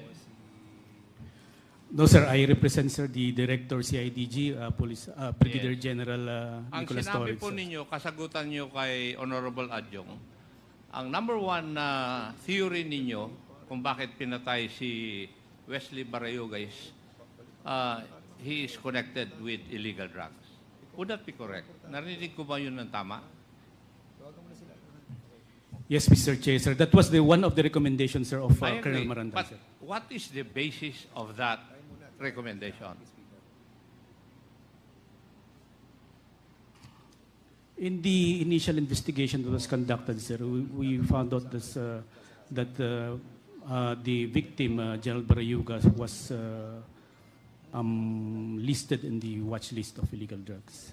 Sige, magdidebate tayo mamaya. But that was just an angle, sir. Magdidebate tayo mamaya. Sinisiguro ko lang na yun ang statement mo. Kasi the PDEA is here. And I think he will refute your statement. Thank you, Your Honor. Mr. Chairman, just an inquiry. Colonel, have you taken your oath? Yes, sir, during the previous hearing, sir. Previous hearing. Now, kanina kasi sinabi mo si Colonel, sino bang head nung SITG that time? Police Colonel Hansel Marandan, sir. Oh, hindi mo alam Colonel Grijaldo? Tinanong kita kanina. Yes, sir. The case is handled. I ordered. Hindi, tanong ko lang sinong head. Di ba hindi mo sinagot? Yes, I answered, Mr. Chair. Na si Colonel Marantan? Colonel Wilson Lopez. Oh, ba't si Colonel Marantan daw? Or is telling the truth? Sir, yes, Colonel David Puklay. Sir, the SITG of CIDG was created after, I think, the Eastern Police District passed the case to the CIDG, sir. And Okay, that's why so- we created another SITG, sir, purposely to continue the investigation. Okay, now it's clear. 6 months after, nung inilipat na yung investigation sa CIDG. Tama? Mr. Chair, sir, we activated the SITG last September 13, 2022. 2022. Yes, sir. Oh, but sabi kanina ni Colonel Grijaldo, 6 months after. And that incident happened 2020. Paki-check nyo nga yung records nyo. Anyway, Mr. Chairman, paki-clear lang po yung mga records nyo kasi may itatanong din si Chairman ako at saka ako tungkol dun sa SITG. Thank you, Mr. Chairman. Okay, please proceed. You have 1 minute, Congressman Adjong. Thank you. I'll just wrap up na lang po, Mr. Chair. No? Kasi what is strange to me, Mr. Chair, is that in the crime scene, when it was investigated, the Honda car that was, yung nasa Honda po sa harap, it was identified. The motorcycles were identified. The driver was identified. May mga CCTV tayo na nakuha, and all those bystanders who saw the incident were identified. Pero ang hindi na-identify, Mr. Chair, and it has been going on for 4 years, is the possible motive, for example, and why up to now it has been remained unresolved for 4 years now. So which actually leads me to probably my assumption, Mr. Chair, that the drug war at that time was made as a reference, as an excuse, probably for any individual who may be holding possible high office, to use that as a pretense to probably to get back on somebody na with personal vendetta, na meron silang personal vendetta. That's actually the thing that I have in mind, Mr. Chair. That's why I'd like to ask, Mr. Chair, Attorney Conti, no? Attorney Conti, dahil itong mga operation sa drug war na to, Attorney, you've heard about the salaysay, no? The affidavits of our witnesses here, Colonel Mendoza and Mr. Mariano, no? Would you think that their testimonies have some semblance, no? Or may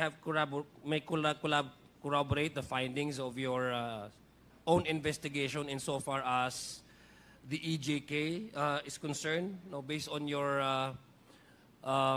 based on the findings that you did during those times, would you say that based on their testimonies, it may have similarities that this committee might say na may system talaga, may pattern talaga na itong drug war nung nakaraang administrasyon ay nagagamit ito para rampant yung pagpatay, hindi lang dun sa mga small scale, small time na mga pushers on the street, but even this is also being used as a way to advance personal vendetta and then take down those personalities na ayaw nila or ayaw nilang makita or ayaw gumalaw o ayaw maipangbestigan na certain activity na makakasira sa kanila.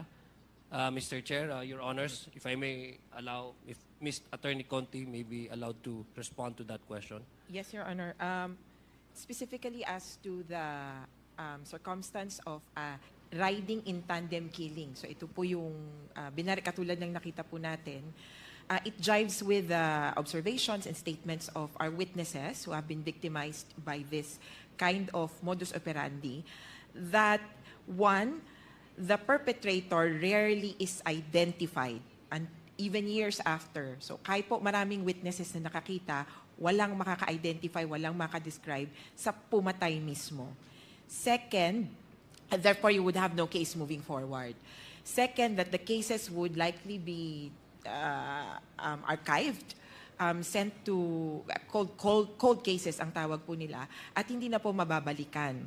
And our theory is that either the police are coddling the perpetrators themselves, kumbaga protektado po nila yung pumatay, yung umalis, or second, it's the police themselves who are the killers.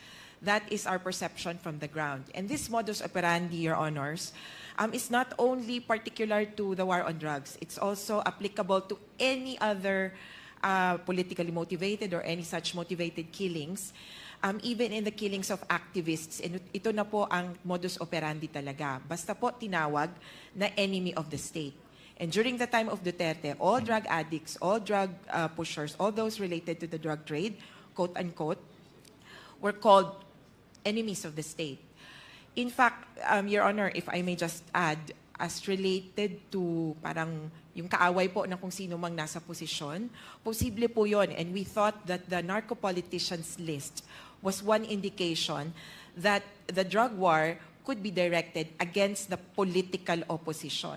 Kumbaga, pwede pong imbentohin yung mga pangalan na ilalagay doon, o kaya sisingitan, o kaya on-site, kapag papatayin, sasabihin nila, drug lord to, o kaya drug addict to. Because from the point of view of the PNP and many others in power at that time, just the invocation of the drug war, or that this is an enemy of the state, was enough as an exempting circumstance in relation to the crime. Kahit po may krimen, sasabihin nila na okay lang napatayin yan dahil drug lord naman. When in fact, it should not have been. Yung self-defense, even yung lawful performance of duty na sinasabi po ng police are only justifying circumstances. Meaning, dapat pong kasuhan, ito pong pumatay or nakapatay, at sa korte po patutunayan yung kaso. Kaya malaking issue din po ito, hindi lamang sa implementation ng polisiya, sa usapin ng mga kapulisan, kundi usapin din po ito para sa ating legal and justice system.